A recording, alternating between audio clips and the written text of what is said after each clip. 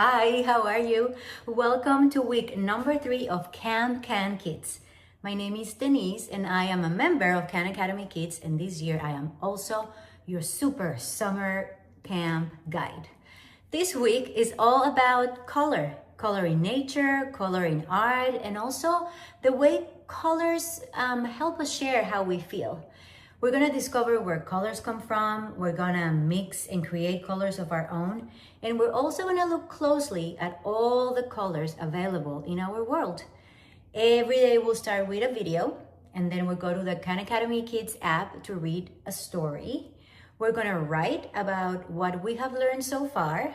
We're gonna do some more activities, and then we're just gonna play, and play.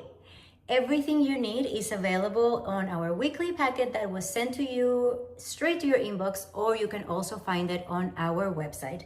We hope you have fun in this week full of color. Please remember to share all your art, photos, or whatever you're doing having fun with our camp, and you can share that using hashtag CampCanKids on Facebook, TikTok, or Instagram.